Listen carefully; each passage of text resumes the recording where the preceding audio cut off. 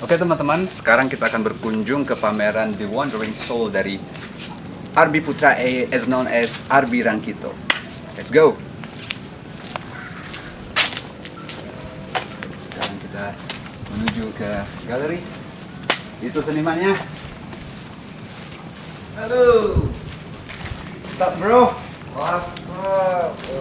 Arbi, The Wandering Soul.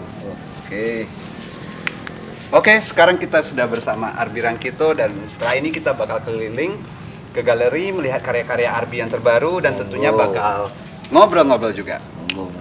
Don't go anywhere. Let's go. See ya.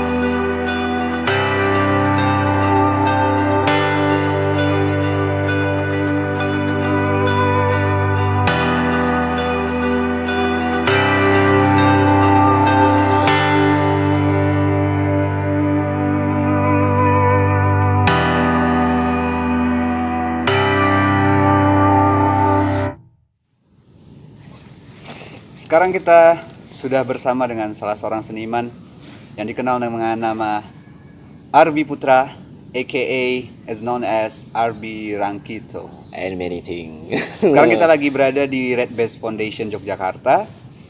Terus ya ngobrol-ngobrol dikit sama Arbi berkenaan tentang pameran yang sedang berlangsung, The Wandering Soul, jiwa berpetualang. Jadi langsung aja Bi. Oke. Kenapa The Wandering The Soul? Wandering Soul. Nah, The Wandering Soul itu kan bahasa Inggrisnya ya. Sebelum pameran tunggal saya yang ini kedua, nah saya selalu terngiang-ngiang dengan kalimat seni kelana rasa. Jadi seni kelana rasa itu kalimat-kalimat yang selalu saya terapkan dalam diri saya sesuai dengan perjalanan saya. Seni kelana rasa, seni kelana itu bisa juga diganti dengan karena. Jadi seni karena perasaan. Nah jadi gitu. Jadi kita tuh khususnya saya selalu berkelana di apa namanya jiwa dan raga saya. Nah raga saya ya aktivitas saya sehari-hari. Jadi setiap hari mungkin saya tuh di halaman rumah saya melihat segerombolan ayam. Nah segerombolan ayam di situ saya belajar dari ayam misalkan kedisiplinan ayam. Nah karena di masa-masa muda itu kebanyakan khususnya saya pastinya ya saya tuh selalu lalai dengan waktu. Nah ketika saya melihat ayam, nah ayam tuh sangat disiplin. Sebelum maghrib, sebelum waktu matahari pas mulai terbenam dia tuh udah naik ke atas dan saatnya tidur istirahat. Begitupun pagi dia bangun cepat. Nah kalau jiwa atau perasaan saya, nah ketika saya melihat momen di saat pengkelanaan raga saya, nah jiwa saya itu berkelana entah itu ke masa lalu, pengalaman-pengalaman mungkin yang sama dengan apa yang terjadi saat ini. itu terungkit kembali.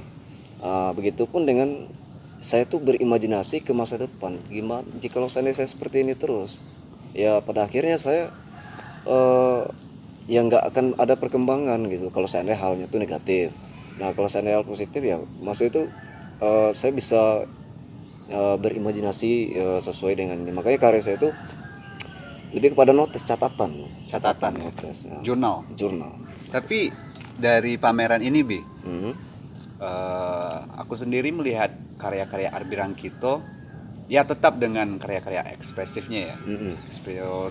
Ekspresionisme.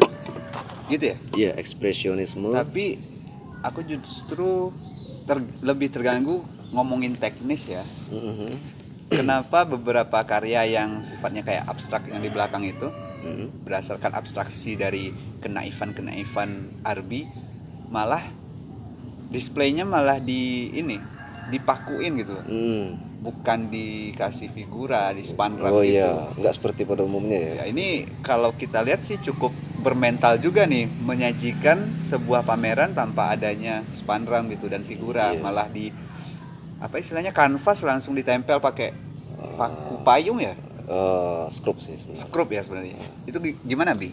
Oke, berarti lebih ke displaynya berarti ya. Hmm. Nah, karya-karya saya itu sebenarnya itu bukan dipaku sih. Itu tuh ada ring, kalau bahasa umumnya itu orang-orang jual tuh mata ayam.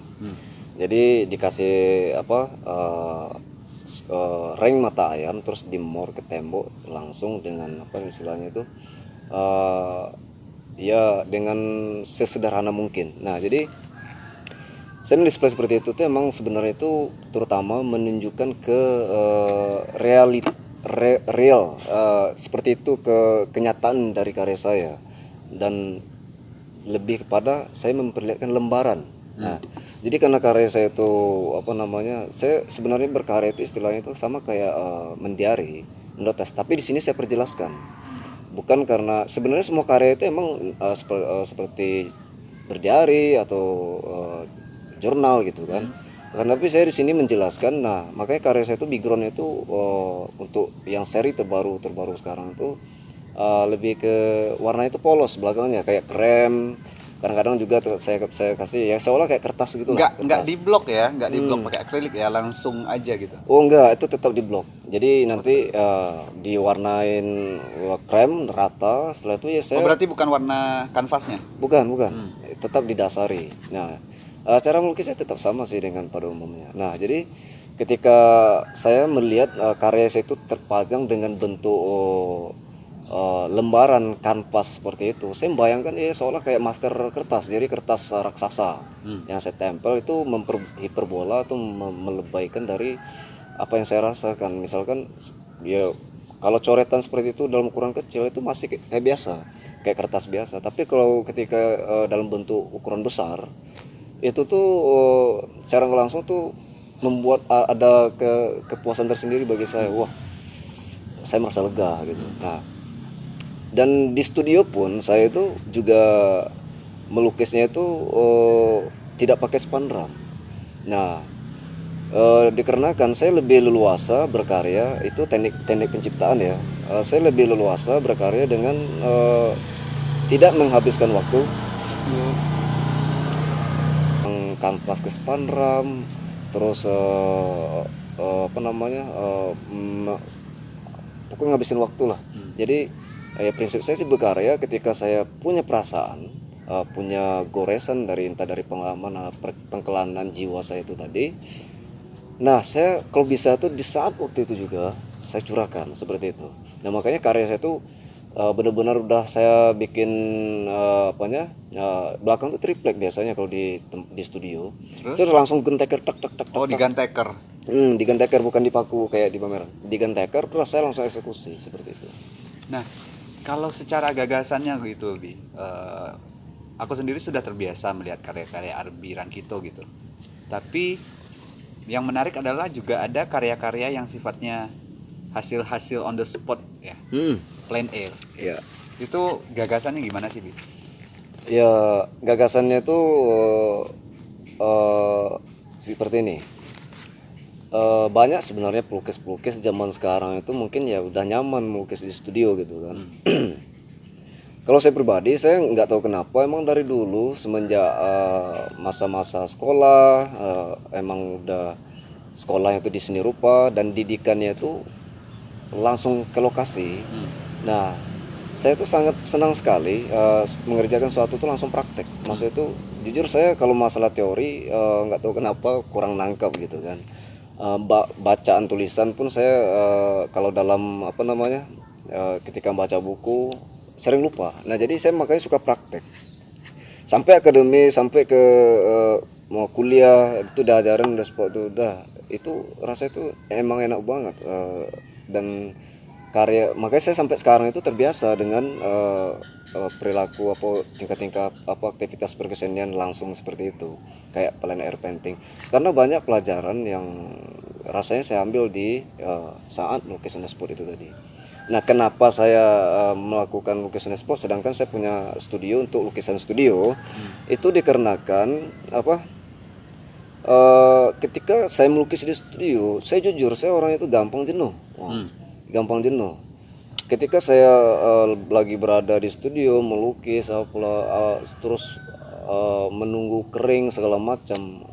Terus saya nggak ada kegiatan apa-apa selain nyeket, saya jenuh. Nah, di saat jenuh makanya saya tuh harus butuh apa istilahnya refreshing. Nah refreshing untuk menetralkan kembali pikiran-pikiran istilahnya kalau bahasa Minangnya kayak ngambil angin lalu gitu ya. Oke.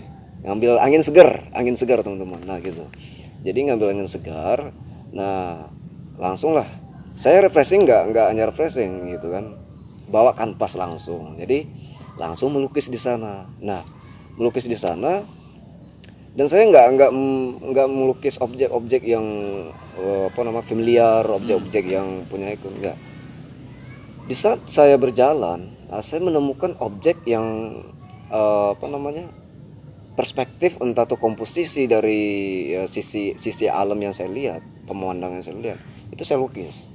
Jadi nggak harus wah candi ya, nggak harus apa enggak, karena secara alamiahnya mungkin saya tuh nggak tahu entah dari dulu emang dididik di masa-masa perkuliahan itu tentang perspektif entah apa itu tuh ada ketertarikan emang tuh sangat butuh dalam dunia serupa kita mengatur komposisi mengatur warna mengatur apa namanya banyak yang harus kita pelajari mempelajari suasana sekitar seperti itu. Nah melukis sport itu seperti itu tantangannya pun Berat ya. berat. Itu kalau boleh tahu plein air itu di mana aja on the spotnya?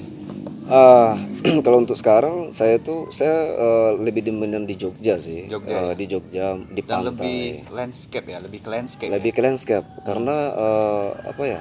Dari dulu pun memang saya ketika gabut di rumah itu memang saya cari lokasi yang terbuka. Terbuka. Kadang-kadang sih saya di kos pun jenuh tapi kalau lagi hujan saya bikin still life. Misalkan kayak bikin gelas atau bikin apa namanya candi gitu seperti itu. Nah, kembali ke The Wandering Soul. Untuk proses kuratorial sendiri sama display itu gimana sih dari Red Base sendiri memfasilitasi ide Arbi untuk memajang karyanya tanpa spandram dan figura gitu loh, langsung digituin? Apakah ada diskusi dulu ataukah Red Base langsung menerima ide seperti itu apa gimana? Ya pastinya ada diskusi gitu kan. Nah karena apa yang saya lakukan misalkan kayak display sekarang itu display mode seperti itu tuh